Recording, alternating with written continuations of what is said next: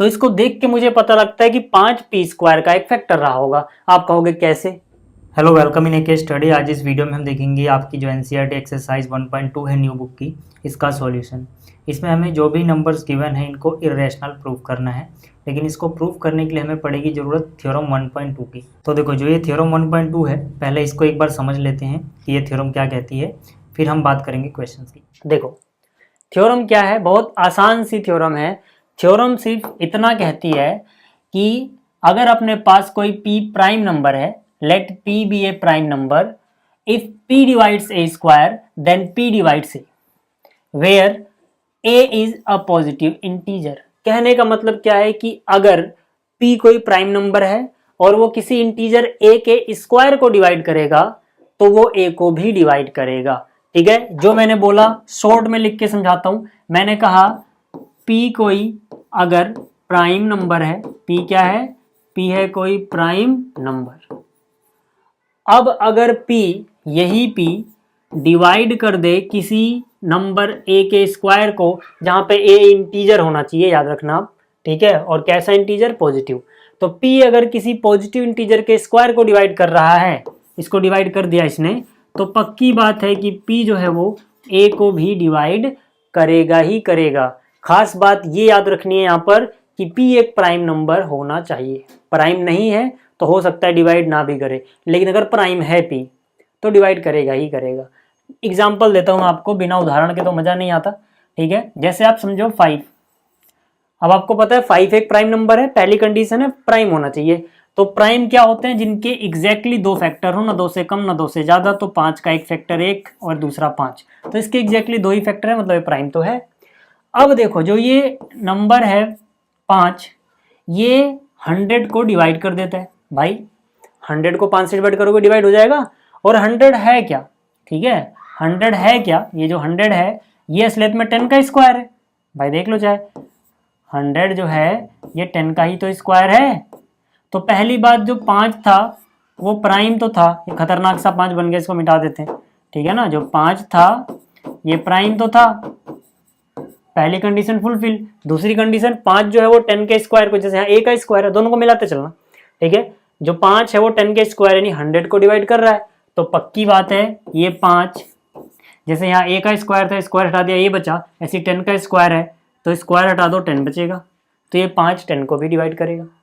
समझ में आ रही बात? दूसरा एग्जाम्पल दूं, देखो दूसरा एग्जाम्पल देख लो। जैसे मान लो मैंने यहाँ पर लिया 3 आपको पता है एक प्राइम नंबर है।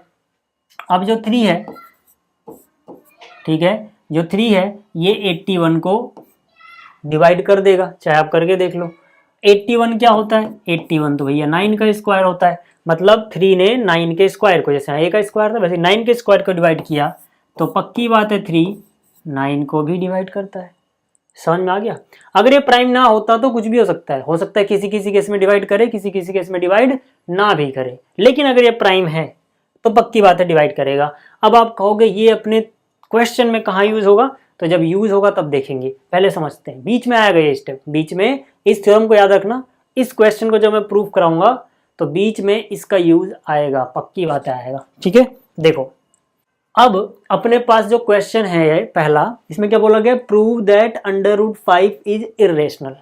आप क्लास 9 में पढ़ते आए हो कि यार ये तो इरेशनल है, आपको पता है, लेकिन ये प्रूव करना है कि इरेशनल है। तो इन क्वेश्चंस को हम जो करते हैं वो करने का मेथड होता है, उसका नाम है कॉन्ट्राडिक्शन मेथड। हिंदी में बोलते हैं इसको विरोधाभास। मतलब जो आप एज्यूम करोगे वो बिल्कुल उसका विरोध करेगा जो असलियत में सच्चाई है। ठीक है ना? हम क्या करेंगे, जैसे हमें इरेशनल प्रूफ करना है, हमें पता है ये सच्चाई जो है वो यही है कि ये इरेशनल है, हम इसके विरोध में कुछ बोलेंगे, कॉन्ट्राडिक्शन में कुछ बोलेंगे। क्या? कि मान लेते हैं ये रेशनल है, ऐसा मान लेंगे। जब हमने रेशनल मान लिया इसको, फिर हम कुछ स्टेप्स करके ये दिखाएंगे कि जो हमने माना था वही गलत है, मतलब वही उल्टा हो गया, कॉन्ट्राडिक्शन हो गया उसका। तो मतलब जो हमने माना था वो रेशनल था और हमारी बात हो गई गलत, तो मतलब ये इरेशनल है। ये तरीका होता है इसको प्रूफ करने का, जिसको बोलते हैं कॉन्ट्राडिक्शन मेथड। ये जो कॉन्ट्राडिक्शन मेथड है सिर्फ यहीं पे यूज नहीं होता, आप जब आगे मैथ पढ़ोगे, ठीक है, 11th 12th BSc BCom जहाँ भी पढ़े आप, बीटेक, ठीक है, तो वहाँ पे बहुत सारी चीज़ें कॉन्ट्राडिक्शन मेथड से सॉल्व की जाती हैं। बहुत ही इंपॉर्टेंट मेथड होता है ये। तो यहाँ पर देखो, अब जब आपको समझ में आ गया है कि हम क्या लिखने वाले पहले, तो देखो मैं लिखता हूं लेट, कॉन्ट्राडिक्शन में इसका उल्टा मानना है, लेट √5 इज रेशनल नंबर, है ना। हमने क्या मान लिया, हमने इसका उल्टा मान लिया कि भाई जो तुम बोल रहे हो प्रूफ करने को, हम उसका उल्टा मान लेंगे। अब किसी तरह से मुझे यही बात गलत साबित करनी जो मैंने मानी है, ताकि इसका उल्टा सच हो जाए जो कि रेशनल होगा। ठीक है, तो देखो अब फिलहाल आप रेशनल पे ध्यान दो। जैसे कि मैंने कहा आपको हर एक स्टेप समझ में आएगा, ऐसा हो ही नहीं सकता कोई स्टेप समझ में ना आए। बस कंडीशन ये है कि भाई आपका ध्यान कहीं और नहीं होना चाहिए, नहीं तो फिर मेरी गारंटी नहीं है। देखो रेशनल नंबर है, आपने पढ़ा है कि कोई भी रेशनल नंबर p/q की फॉर्म में लिखा जा सकता है। आपने पढ़ा है कि कोई भी रेशनल नंबर p/q की फॉर्म में लिखा जा सकता है, और हमने मान लिया है कि ये थोड़ी देर के लिए क्या है, रेशनल है। तो पक्की बात है ये p/q की फॉर्म में लिखा जाएगा। कंडीशन क्या आएगी, कंडीशन आएगी where q is not equal to 0, नीचे वाला q 0 नहीं होगा, p एंड q इंटीजर होंगे। ठीक है, p and q are integer and they have no common factor other than 1, जिसे आप कोप्राइम भी कह सकते हो। अभी मैं समझाता हूँ मैं ऐसा क्यों लिख रहा हूँ। No common factor other than 1। इसमें थोड़ी कहानी लिखनी पड़ती है, बट टेंशन वाली कोई बात नहीं है। ठीक है, अब जरा इसका मतलब समझो, है ना। इसके अपोजिट में भी आप एग्जांपल दे सकते हो जिससे लगेगा ये बात गलत है। कैसे समझाता हूं, पहले आप समझो। देखो p/q में ये डेफिनेशन तो आप 9 से पढ़ के आए हो कि भाई q 0 नहीं होना चाहिए, p एंड q इंटीजर होना चाहिए, ये तो आप पढ़ के आए हो। नीचे वाली लाइन मैंने क्या लिखी, मैंने लिखी they have no common factor other than 1, मतलब ये को प्राइम है, इनके पास एक के अलावा कोई भी कॉमन फैक्टर नहीं है। अब यहां पर हो सकता है कुछ बच्चों के दिमाग में आता हो, जो मैंने पिछली वीडियो बनाई थी उसमें भी बताया था कि यार अगर मैं 20/15 लिख दूं, ये भी तो रेशनल होता है, 20/15 रेशनल है ना। नीचे वाला 0 नहीं है, दोनों इंटीजर हैं। लेकिन नीचे वाली बात गलत हो गई। नीचे क्या है, इनके पास कोई कॉमन फैक्टर नहीं होगा, मैंने बोला तभी ये p/q की फॉर्म में है। लेकिन ये भी तो p/q की फॉर्म में है, इनके पास कॉमन फैक्टर है। कौन सा भाई, 5 जो है वो 20 को भी डिवाइड कर देगा, 5 जो है 15 को भी डिवाइड कर देगा, इनका तो कॉमन फैक्टर आ गया, उसके बावजूद ये रेशनल है।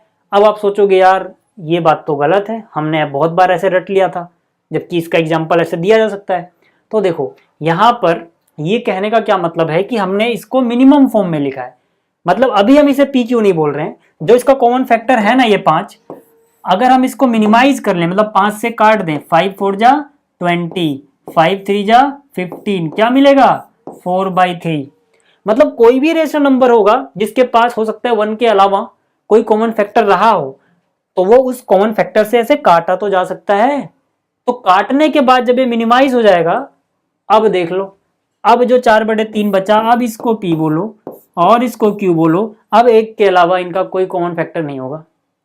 तो मतलब वहां पर हर कोई डिटेल में इस बात को बताता नहीं है, लेकिन असली रीजन ये है कि p/q जब हम लिख रहे हैं तो मिनिमम फॉर्म में है, इसीलिए बोल रहे हैं कि एक के अलावा कोई और फैक्टर नहीं होगा। लॉजिक समझ में आ गया? चलो आगे चलते हैं। तो समझ लेना कि ये मिनिमम फॉर्म में लिखा है मैंने, जब तक कट सकता था काट लिया है। ठीक है ना। अब देखो, अब इसके बाद के स्टेप इजी है। यहाँ पे आप इधर ले आओ इसको, ठीक है, q को, तो ये क्या हो जाएगा, ये हो जाएगा, इसको मिटाना है, ये हो जाएगा √5 q is equal to p, है ना। अब आप दोनों तरफ स्क्वायर कर दो, आप लिखो स्क्वायरिंग बोथ साइड्स। दोनों साइड स्क्वायर करोगे तो ये क्या हो जाएगा, ये हो जाएगा 5q²। भाई क्योंकि स्क्वायर करोगे तो स्क्वायर से अंडर रूट हट जाएगा और q का स्क्वायर इधर है, और इधर स्क्वायर करोगे तो ये हो जाएगा p²। इसको मैं बोल रहा हूँ इक्वेशन 1। ये बहुत ही इंपॉर्टेंट इक्वेशन है, यहीं से अब इसका मेन क्वेश्चन चालू होगा। देखो इसके बाद आपने क्या रटा होगा, इसके बाद आपने रटा होगा, अगर आपने इस क्वेश्चन को कर रखा है बिना समझे, ठीक है, मैं सबकी बात नहीं कर रहा, कुछ बच्चे जरूर ऐसे होंगे, कोई दिक्कत नहीं है, उसमें आपकी गलती नहीं है।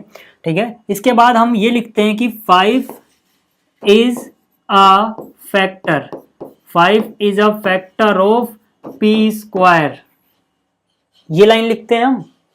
और उसके बाद लिख देते हैं कि ये इंप्लाई करेगा कि 5 इज ऑल्सो अ फैक्टर। अब ये समझा रहा हूं कि ये कैसे हुआ, ऑफ पी।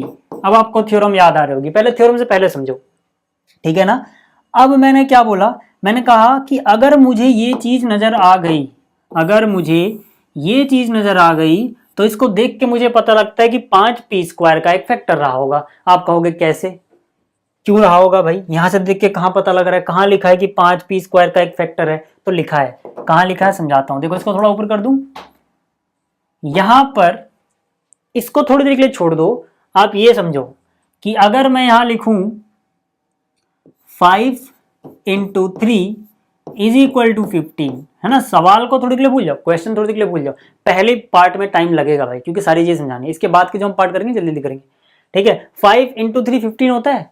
क्या मतलब हुआ इसका, इसका मतलब हुआ कि 5 का टेबल 3 बार पढ़ने पे 15 आता है। तो अगर 5 के टेबल में 15 आ रहा है तो 5 15 का क्या होगा, फैक्टर होगा।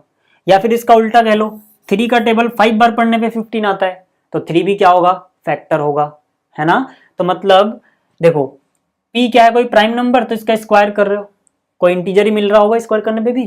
तो मतलब अब हो क्या रहा है कि 5 का टेबल आप क्यू स्क्वायर बार पढ़ रहे हो, यही तो है भाई। 5 को आपने मल्टीप्लाई किया क्यू स्क्वायर से, आपको मिला पी स्क्वायर। इसका मतलब 5 के टेबल में पी स्क्वायर आ रहा है। फिर से समझो, 5 को 3 से मल्टीप्लाई किया 15 आया, तो मतलब 5 का पहाड़ा 3 बार पढ़ने पे 15 आता है। इसका मतलब 5 के पहाड़े में अगर 15 आ रहा है तो 5 फैक्टर हो गया। तो वैसे यहाँ पर 5 का पहाड़ा क्यू स्क्वायर बार पढ़ा, मतलब ये मल्टीप्लाई ही तो है बीच में, ठीक है। तो पी स्क्वायर आया, तो मतलब 5 पी स्क्वायर का एक फैक्टर हुआ कि नहीं हुआ, हो गया। समझ में आ गया। तो ये पहली लाइन तो समझ में आ गई, 5 फैक्टर क्यों है पी स्क्वायर का। इस लाइन को देख के कैसे पता लगा। अब इसको पहले मिटा दूं मैं थोड़ा। अब नीचे वाली लाइन कैसे आई, नीचे वाली लाइन आई 1 पॉइंट। अब नीचे वाली लाइन कैसी आई, ये लाइन समझ में आ गई। नीचे वाली लाइन कैसे आई, थ्योरम 1.3 से। यहां लिख सकते हो बाई थ्योरम, अभी जो मैंने आपको थ्योरम पढ़ाई थी। मतलब ये लाइन तो समझ में आती है यहां से देख के कि 5 पी स्क्वायर का फैक्टर है। लेकिन अगर 5 पी स्क्वायर का है तो पी का भी क्यों है। थ्योरम 1.3 में हमने पढ़ा था कि अगर अपने पास कोई प्राइम नंबर पी है, याद करो, ठीक है। अगर अपने पास कोई प्राइम नंबर है जो ए के स्क्वायर को डिवाइड कर देगा तो वो ए को भी डिवाइड करेगा। याद आया, स्क्वायर हटाने के बाद। तो अगर 5 इसके स्क्वायर को डिवाइड कर रहा है तो स्क्वायर हटाओ, इसको भी डिवाइड करेगा। पीछे से एक बार देख लो फिर से, ठीक है। ये ए के स्क्वायर को डिवाइड कर रहा था, स्क्वायर हटाने के बाद भी डिवाइड करेगा। वही चीज है ये कि अगर 5 किसी के स्क्वायर को डिवाइड कर रहा है तो ये उसको भी डिवाइड करेगा। कंडीशन क्या थी कि ये प्राइम होना चाहिए। तो हमें पता है यार 5 तो प्राइम होता है, कोई दिक्कत नहीं है। समझ में आ गई बात। ये यूज था उस थ्योरम का, इसीलिए मैंने आपको सबसे पहले समझा दिया, ठीक है, ताकि आपको ये स्टेप रटना ना पड़े। आगे समझ में। अब 5 जो है पी का फैक्टर हो गया। हमने माना था कि इनका कोई कॉमन फैक्टर नहीं है एक के अलावा। अब 5 पी का फैक्टर तो आ गया है, अगर मैं 5 को क्यू का भी फैक्टर दिखा दूं तो ये बात गलत हो जाएगी, कॉन्ट्राडिक्शन हो जाएगा ना। मैंने तो कहा था एक के अलावा कोई फैक्टर नहीं है, 5 दोनों का आ जाए तो। लेकिन दोनों का कैसे लाएंगे, ऐसे लाएंगे। देखो जरा ध्यान से देखना अगला स्टेप। अगला स्टेप भी रटना नहीं है, समझाऊंगा इसका क्या लॉजिक है। मैंने माना let P is equal to, मैंने क्या माना, let P is equal to 5R। अब आपके दिमाग में आ रहा होगा कि P इक्वल टू 5R हम क्यों मान रहे हैं, क्योंकि यहाँ पे 5 5 5 नजर आ रहा है क्वेश्चन में, इसलिए दिमाग में 5R मान लिया। नहीं, इसका एक रीजन है। रीजन ये है कि अगर 5 P का फैक्टर है, अगर 5 P का फैक्टर है तो 5 के पहाड़े में P आता होगा, ठीक है ना। 5 अगर P का फैक्टर है तो 5 के पहाड़े में P आता होगा। कितनी बार पहाड़ा पढ़ने पे आता होगा हमें नहीं पता, लेकिन कुछ बार पढ़ने पे तो आता होगा। हमने मान लिया R बार पढ़ने पे आता है। समझ में आया कि 5 का पहाड़ा R बार पढ़ा जाए तो P आएगा, तभी तो 5 P का फैक्टर होगा। और यहाँ प्रूफ हो चुका है कि 5 P का फैक्टर है।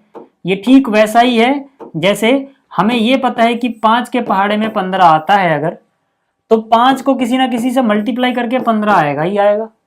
5 अगर 15 का फैक्टर है तो 5 का पहाड़ा कुछ बार पढ़ के 15 आएगा ना। यहां तो हम बता सकते हैं कि 3 बार पढ़ने पे आएगा, लेकिन यहां पर 5 अगर P का फैक्टर है तो 5 का पहाड़ा कितनी बार पढ़ने पे P आएगा हम नहीं बता पाएंगे, हमें P ही नहीं पता। लेकिन कुछ बार पढ़ने पे आएगा ये तो पता है, तो R बार मान लिया, इसलिए लिखते हैं वाली लाइन।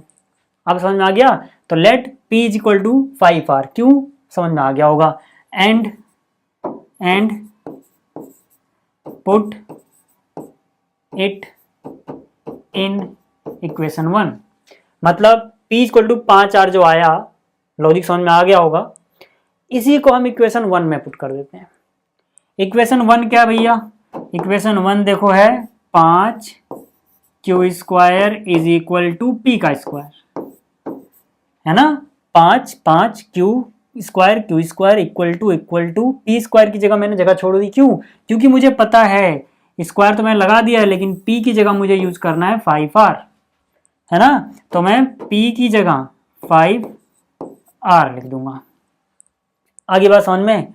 अब इसके करने से क्या फायदा होगा, इसके करने से ये फायदा होगा, देखो 5q square is equal to 5 का स्क्वायर 25r स्क्वायर, ठीक है। 5 डिवाइड में जाएगा, ठीक है, तो ये 5 बन जा 5, 5 5 जा, ऐसा कुछ दिखेगा, यानी उधर 5 दिखेगा, ठीक है। सीधा लिख दे रहा हूँ मैं, घिच ना हो तो। यहाँ से q square is equal to 5r square, है ना। 5 डिवाइड में क्या होगा, उसने काट दिया होगा। अब यहाँ से क्या पता लग रहा है यार, यहाँ से तो बिल्कुल पता लग रहा है कि 5 का पहाड़ा r स्क्वायर बार पढ़ रहे होंगे तो q स्क्वायर आ रहा होगा। क्या मतलब हुआ इसका, मतलब 5q स्क्वायर का फैक्टर है। इसका मतलब ये हुआ 5 is a factor, 5 is a factor of q square. क्यों, क्योंकि 5 का पहाड़ा r स्क्वायर बार पढ़ने पे q स्क्वायर आता है। हमने देखा अरे 5 तो प्राइम भी है, 5 क्या है, 5 प्राइम नंबर है। तो अगर कोई प्राइम नंबर किसी के स्क्वायर को डिवाइड कर रहा है तो उसको भी डिवाइड करेगा। कौन बोलता है ऐसा, थ्योरम 1.3, ठीक है। तो हम बोलेंगे इसका मतलब है ये इंप्लाई करेगा कि 5 is also a factor of q। कौन कहता है ऐसा, थ्योरम 1.3। हालांकि एक बार लिख चुके हैं, दोबारा लिखने की जरूरत नहीं है। अब यहां से गड़बड़ हो गई। क्या गड़बड़ हुई, हमने कहा था कि p और q का एक के अलावा कोई कॉमन फैक्टर नहीं है, लेकिन यहाँ तो दिख रहा है। क्या दिख रहा है, यहाँ दिख रहा है कि जो 5 है, ध्यान से देखो, इसको अलग कलर से दिखाता हूं मैं। यहाँ से दिख रहा है कि जो 5 है वो q का फैक्टर है, और ऊपर हमने देखा था 5 p का भी फैक्टर था। दिख रहा है ये लाइन, 5 p का भी फैक्टर है। तो हम बोलेंगे इससे क्या पता लग रहा है दोनों से, इसका मतलब ये हो गया कि 5 इज अ कॉमन फैक्टर। भाई दोनों का है वो कॉमन हो गया। 5 is a common factor of p and q। अब ये ही कॉन्ट्राडिक्शन हो गया, ठीक है ना। हम बोलेंगे विच कॉन्ट्राडिक्ट्स, विच, थोड़ी कहानी इसमें ज्यादा लिखनी पड़ती है, which contradicts as we have assumed p and q have no common factor other than 1। ठीक है, राइटिंग थोड़ी खराब है मेरी, हो सकता है समझ ना आ रही हो। मैंने क्या लिखा समझा देता हूँ। मैंने लिखा कि यार ऊपर हमने देखा 5 p का भी फैक्टर है, यहाँ देख लिया 5 q का भी फैक्टर है, मतलब जो 5 है वो दोनों का ही फैक्टर हो गया। लेकिन हमने जो एज्यूम किया था उसका कॉन्ट्रडिक्शन आ गया यहाँ पे। हमने क्या एज्यूम किया था, हमने तो एज्यूम किया था, लेट किया था कि p और q के पास एक के अलावा कोई कॉमन फैक्टर ही नहीं है। यहाँ तो मिल रहा है 5 भी कॉमन फैक्टर है, तो मतलब ये कॉन्ट्राडिक्स हो गया। मतलब क्या, कॉन्ट्राडिक्शन क्यों हुआ, क्योंकि हमारी एज्यूम्शन ही गलत थी। मतलब ये इंप्लाई कर रहा है सब कुछ कि और आर एज्यूम्शन वाज रॉन्ग,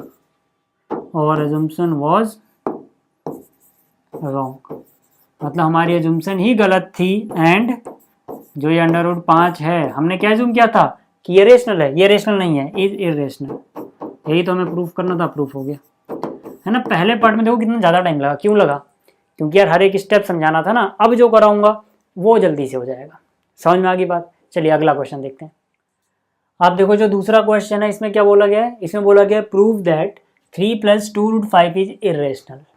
तो ये क्वेश्चन इजी है। इजी क्यों है, देखो जब तक आपको ये चीज़ें अकेले अकेले दी गई हैं, जैसे √2 दिया गया है, √5 दिया गया है, √7 दिया गया है, इस तरह के क्वेश्चन दिए गए हैं तब तो यार आप उसी लंबे चौड़े मेथड से करोगे, मतलब ये सारी कहानी लिखोगे, को प्राइम वाला रोल आएगा, ठीक है। लेकिन अगर गलती से उन्होंने यहाँ पर कुछ दे दिया, ठीक है, यहाँ पर कुछ दे दिया, जहाँ पर भी चलो मान लो कुछ दे दिया, ऐसा कुछ कर दिया, तब ये सवाल दिखने में तो बड़ा लग रहा है लेकिन हो जाता है आसान। मतलब जो ये तरीका था, अब हमें इतना लंबा चौड़ा नहीं लगाना पड़ेगा, मेथड वही रहेगा कॉन्ट्राडिक्शन, लेकिन स्टेप्स कम हो जाएंगे, ठीक है ना। तो जब भी आपको ऐसा कुछ दिए तो डरो मत, बल्कि खुश हो जाओ। जब ये अकेला दिया रहेगा ना सिर्फ ये, तब दिक्कत है, तब हमें ज़्यादा बड़ा स्टेप करना पड़ता है। ऐसा क्यों होता है? ऐसा इसलिए है क्योंकि जब आपको ऐसे प्लस माइनस में या मल्टीप्लाई में कुछ दे देंगे ना, तब इसका मतलब है कि आपको इस पूरे को इरेशनल प्रूफ करना है जो जोड़ घटा के आ रहा है। तो मतलब इसको इरेशनल आप मान लोगे कि हाँ ये इरेशनल है, क्योंकि पूरे को करना है ना। हमने जब ऐसे प्लस माइनस में दिया होगा तब ये जो सर्कल में मैंने चीज़ें लिखी हैं तब ये इरेशनल हैं, ये मान के चलेंगे, और पूरे को इरेशनल प्रूफ करना है। तो इससे फ़ायदा क्या होता है वो बताऊंगा अभी जब स्टेप्स करेंगे हम। लेकिन पहले एक बात समझो कि अगर अपने पास यहाँ पर 3 + 2√5 है और इसको मुझे प्रूफ करना है इरेशनल, तो किस चीज़ को इरेशनल प्रूफ करना है समझ पा रहे हो? क्या √5 को करना है? नहीं। क्या इस 2 को करना है? नहीं। क्या 3 को करना है? नहीं। √5 का 2 टाइम्स कोई वैल्यू होती होगी, उस वैल्यू में 3 ऐड करके फिर एक कोई बड़ी वैल्यू आती होगी, उस वैल्यू को मतलब इस पूरे का आंसर जो आएगा उसको इरेशनल प्रूफ करना है। मेरे कहने का मतलब है कि जैसे अगर ये अंडर रूट ना होता, मैं यहाँ लिखता 2 × 3, एक दूसरा एग्जाम्पल दे रहा हूँ, इसका इससे कोई रिश्ता नहीं है, 2 × 3 प्लस में 3, तो यहाँ मैं क्या किसकी बात कर रहा हूँ? यहाँ मैं एक नंबर की बात कर रहा हूँ। कौन सा नंबर? 3 × 2 = 6, 6 + 3 9, मतलब मैं ये जो लिख रहा हूँ असली तो मैंने 9 ही लिखा है।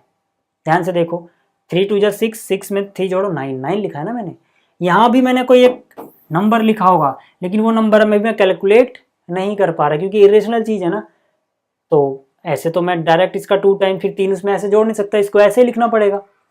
तो मतलब होती तो कोई ये वैल्यू ही होगी, जो ये वैल्यू आती होगी √5 का डबल करके फिर उसमें 3 जोड़ के, उस वैल्यू को इरेशनल प्रूफ करने को बोला गया। लॉजिक समझ में आ गया? चलो अब करते हैं इसको। मैंने क्या लिखा? मैंने लिखा लेट 3 + 2√5 इज रेशनल, क्योंकि मेथड तो कॉन्ट्रडिक्शन ही रहना है भाई साहब, ठीक है। अगर ये रेशनल है तो हम इसको P/Q की फॉर्म में लिख सकते हैं, where Q is not equal to 0 and P and Q क्या है? ऐसे इंटीजर हैं जिनका HCF 1 है, या फिर इनका कॉमन फैक्टर सिर्फ एक है, इसके अलावा कुछ और नहीं है। या फिर इसी बात को आप बोल सकते हो and P and Q are coprimes. हालांकि यहाँ पे को-प्राइम वाला रोल आएगा नहीं, उसके बिना ही सॉल्व हो जाएगा ये, बट फिर मैं लिख दिया क्योंकि पिछले क्वेश्चन में लिखा था। याद रखना, जो पिछले क्वेश्चन में लिखा था कि P और Q के पास एक के अलावा कोई कॉमन फैक्टर नहीं है, वही यहाँ भी लिखा है। जिनका एक के अलावा कोई कॉमन फैक्टर नहीं होता उन्हीं को को-प्राइम बोलते हैं, ठीक है। तो वही चीज़ लिखी है मैंने आप उस क्वेश्चन में भी लिख सकते हो वैसे, जो पिछला किया था। अब यहाँ पर देखो हम क्या करते हैं, यहाँ पर हम जो ये इरेशनल वाला पार्ट है, देखो ये दूसरा मेथड, जब मैंने कहा जब प्लस माइनस में कुछ दिया हो या मल्टीप्लाई में दिया हो, तो आप जो ये वाला हिस्सा है इसको इरेशनल मान के चलो कि ये इरेशनल है, क्योंकि इसको थोड़ा ना प्रूफ करना है, पूरे को करना था, तो इसको मान के चलेंगे। तो इसको किसी एक तरफ ले जाओ, मान लो राइट साइड में, बाकी सब लेफ्ट में ले आओ। तो मैं क्या करूँगा, मैं यहाँ पर देखूंगा कि ये हो जाएगा 2√5 किसी एक तरफ, ठीक है, बराबर P/Q - 3, ये 3 मैं उस तरफ ले गया, ठीक है।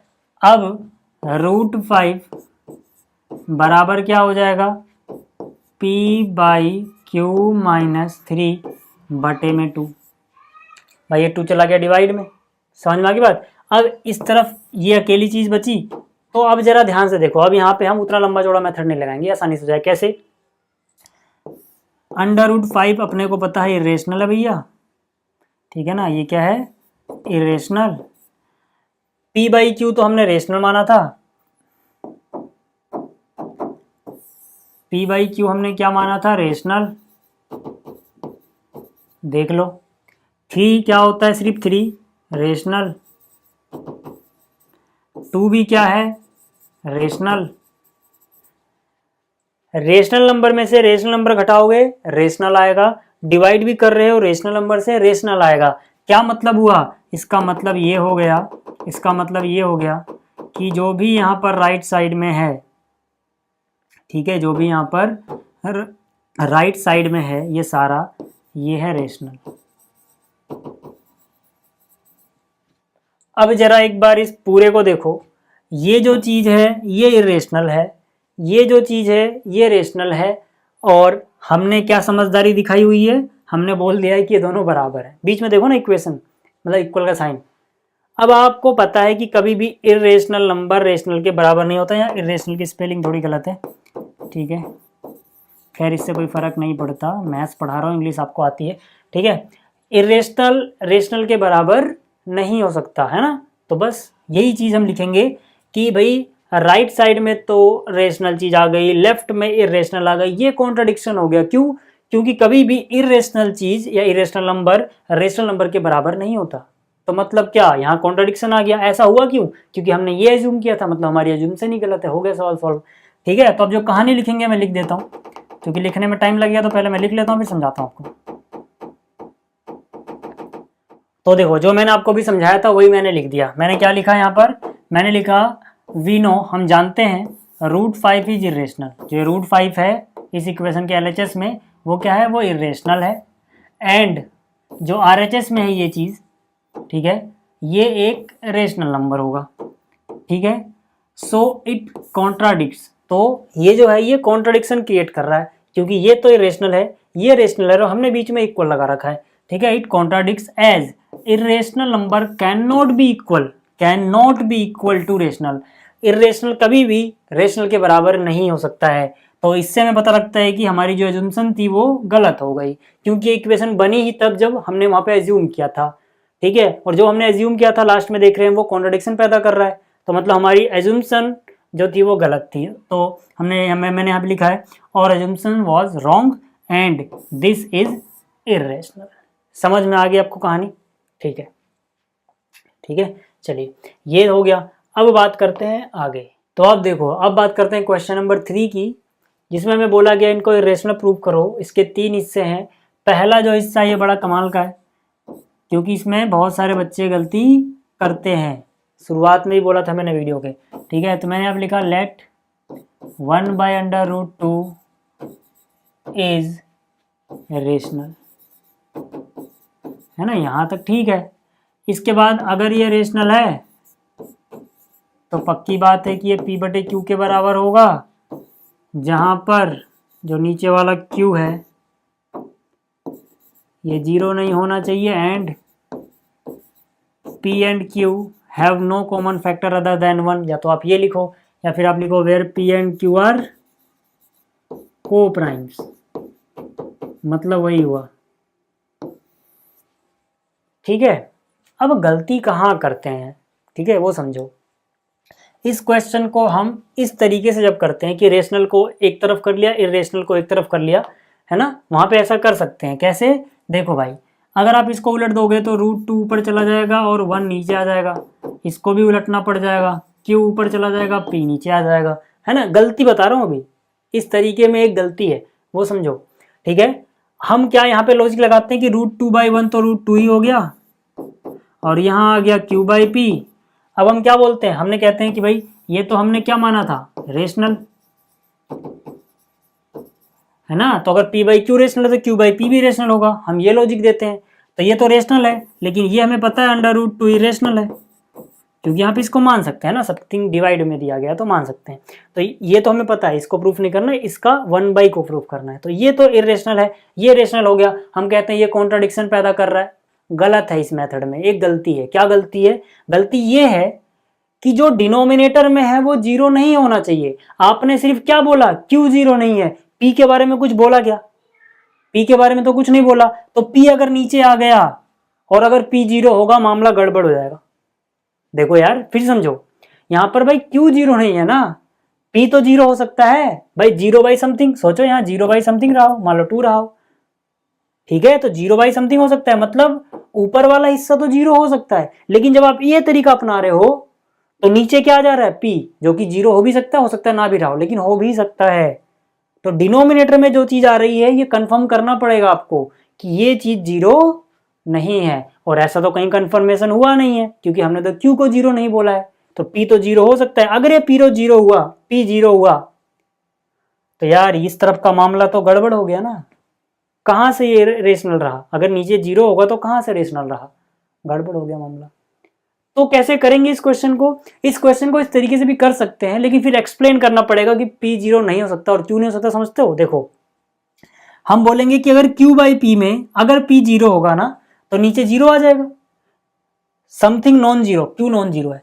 Something non zero divide by 0 infinity को अप्रोच करेगा, है ना? ये नॉन जीरो है, और अगर ये 0 हुआ, मान लेते हैं जिस केस में 0 होगा उस केस में ये इन्फिनिटी को अप्रोच करेगा, और यहां तो इन्फिनिटी बन जाएगा, यहां √2 हम बोलेंगे इन्फिनिटी और √2 तो बराबर नहीं होंगे भाई। इसका मतलब ये 0 वाला केस तो यहाँ आ ही नहीं रहा है क्योंकि ये √2 के बराबर है, ठीक है। लेकिन फिर भी यार इतना बवाल क्यों पालना, है ना? इस मेथड में भी कुछ ना कुछ कमियां रह जाती हैं। तो हम क्या करेंगे, हम या तो शुरू से मान के चले कि p भी 0 नहीं है, q भी 0 नहीं है, बट यार वो उसमें भी थोड़ी गलती है कि यार p भी 0 नहीं है, ये कैसे कह दोगे, है ना? तो इससे अच्छा क्या है कि हम इस तरीके से इसको ना करें भाई, क्योंकि इसमें जब आप उलट रहे हो तो p नीचे आ जा रहा है, और p के बारे में हम यहाँ ये नहीं कह पा रहे कि वो 0 नहीं है, श्योर तरीके से तो नहीं कह पा रहे। तो फिर तरीका क्या होगा? तरीका देखो ये होगा, सही तरीका तब क्या होगा जिसमें कोई भी आपको हानि ना हो। यार इनकी क्रॉस मल्टीप्लाई कर दो, ये सवाल सिंपल बन जाएगा। कैसे क्रॉस मल्टीप्लाई करोगे? यहाँ क्यों आ जाएगा और यहाँ √2p आ जाएगा। अब तो ये पहले क्वेश्चन जैसा होगा जो √5 वाला किया था, दोनों तरफ स्क्वायर कर लो, स्क्वायरिंग बोथ साइड। क्यों इतनी झंझट लेनी, है ना? हो देखो, ज्यादातर टीचर उसको सही कर देते हैं, जो तरीका था, क्योंकि उनका ध्यान नहीं जाता कि डिनोमिनेटर में p आ रहा है। बहुत बार ऐसा हो जाता है, टीचरों को ये बात पता भी होती है, ठीक है, ऐसा नहीं है कि उन्हें नहीं पता, लेकिन फिर भी वो नंबर दे देते हैं, उन्हें पता है यार बच्चों को पढ़ाया ऐसे गया है, लेकिन उस तरीके में गलती है तो हो सकता है नंबर कट जाएं, टीचर काट सकता है। अगर आपने कहीं मेंशन ही नहीं किया कि भाई उसमें p नीचे 0 आ रहा है तो टीचर काट सकता है, उसका हक बनता है ना, काट सकता है वो, लेकिन इस तरीके में नहीं काट पाएगा। देखो ये आ गया स्क्वायरिंग बोथ साइड, तो यहाँ क्या हो जाएगा q स्क्वायर, यहाँ क्या हो जाएगा स्क्वायर करोगे तो ये 2p स्क्वायर। अब इसका क्या मतलब है?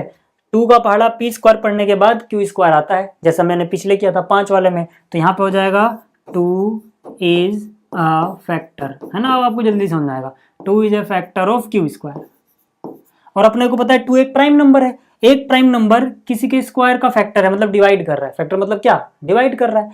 तो जाहिर सी बात है 2 is a factor of q also, है ना? जब थ्योरम पढ़ाई तो वहां पढ़ाया था डिवाइड करता है, यहाँ बोल रहा हूँ फैक्टर, एक ही बात है यार, डिवाइड करता है तो फैक्टर होगा ही, फैक्टर है तो डिवाइड करेगा ही, वो एक ही चीज है, ठीक है। तो ये हो गया।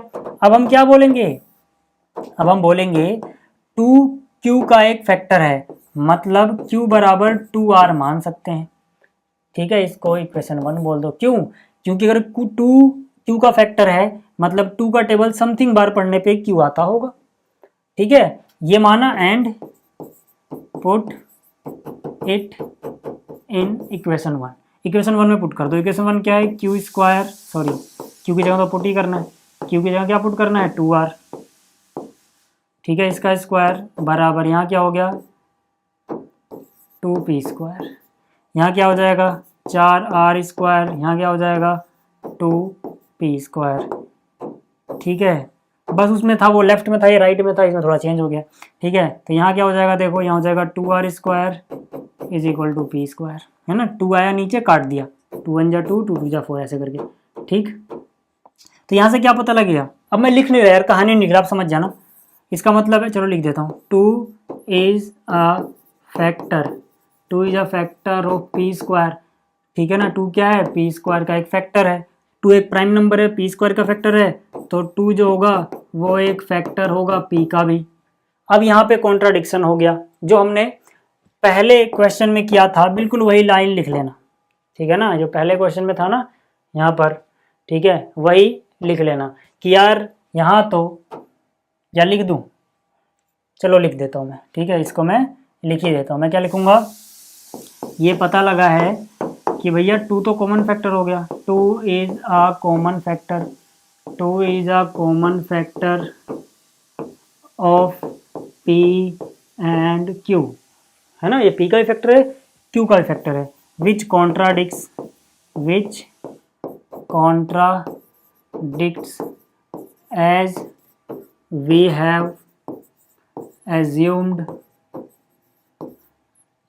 हैव assumed that they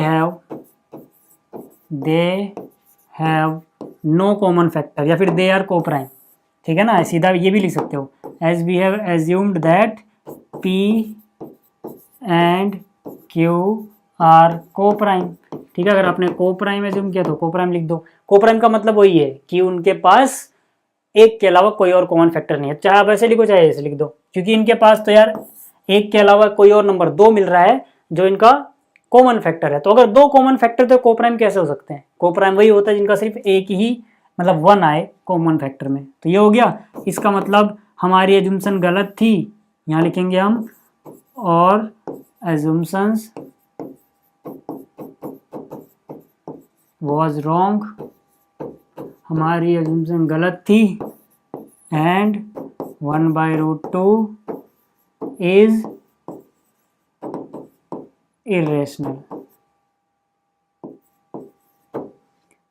समझ में आ गई भाई बात? तो इस तरह से इसको हम करेंगे। चलो ये हो गया। अब देखो अगला पार्ट इसका, अगला पार्ट अब देखो जो इसका दूसरा हिस्सा है उसमें क्या है 7√5, ठीक है। तो हम क्या करेंगे, हम मान लेंगे ये इरेशनल की जगह रेशनल है, लेट 7√5 इज रेशनल। इसको मैंने रेशनल मान लिया। अगर रेशनल माना है तो 7√5 क्या हो जाएगा, P/Q के बराबर, जहाँ पर Q 0 नहीं होना चाहिए, और इसके बाद लिख लेना where P and Q are coprimes, लिख लेना यार, अब इतना तो लिख सकते हो। अब देखो ये तो हो जाएगा उस तरीके से जो आसान वाला तरीका है। कैसे? √5 एक तरफ रहने दो, P/Q यहाँ पे था, 7 को नीचे ले जाओ। अब अपने को पता है, क्या पता है अपने को, ये चीज है इरेशनल, P/Q रेशनल था, ठीक है, और 7 से नीचे डिवाइड कर दिया, अभी भी ये रेशनल ही रहेगा, यानी ये है रेशनल। और हमें पता है इरेशनल नंबर रेशनल नंबर के बराबर नहीं हो सकता। तो अब इसके आगे की कहानी तो आपको समझ में आ गई होगी, जो हमने पिछले क्वेश्चन में करी थी, पिछले से पिछले क्वेश्चन में। मैं लिख देता हूँ फिर भी, ठीक है ना, एक बार और। चलो देखो, पहले लिख लेता हूँ फिर समझाता हूँ। देखो यहाँ पे मैंने जो समझाया भी वही लिख दिया कि भाई √5 तो अपने को पता है, we know that √5 is irrational, and P/7 की जो इस तरफ है is rational, which contradicts as rational can not be equal to irrational. इसका मतलब हमारी एजुम्पशन गलत थी और ये जो है वो इरेशनल नंबर है। समझ में आ गया होगा आपको, ठीक है। जैसे ये हुआ ऐसे ही अगला हिस्सा भी है, ठीक है। अगला हिस्सा देखो बिल्कुल ऐसे ही हो जाएगा, ठीक है। करने के लिए सबको मिटाने की जरूरत भी नहीं है, सिर्फ इतना मिटा दो, ठीक है। देखो अगला हिस्सा क्या है, 6 + √2, तो यहाँ मैंने लिख दिया 6 + √2, 6 + √2, तो इधर ले जाओ, ठीक है। √2 की वैल्यू क्या हो जाएगी, P/Q - 6। अब हमें पता है कि जो √2 है, √5 की जगह √2 लिख दो, हमें पता है कि √2 क्या है, इरेशनल नंबर है। और जो इधर आया, इधर क्या आया, P/Q - 6, ये क्या है, रेशनल है। क्यों? क्योंकि ये रेशनल था, इसमें से एक रेशनल नंबर माइनस करोगे रेशनल ही रहेगा। तो हमें पता है कि ये इरेशनल है, ये रेशनल था, जो ये कॉन्ट्रडिक्शन है ढिंका फलाना लिख के वही कहानी, ठीक है। तो जो यहाँ पर था 6 + √2 वो रेशनल हो गया। समझ में आ गया होगा आपको, ठीक है। तो इस वीडियो में इतना ही, उम्मीद है आपको सारे क्वेश्चन समझ में आए होंगे। जल्दी मिलेंगे अगली वीडियो में। इस वीडियो को देखने के लिए आपका बहुत बहुत धन्यवाद। Thank you.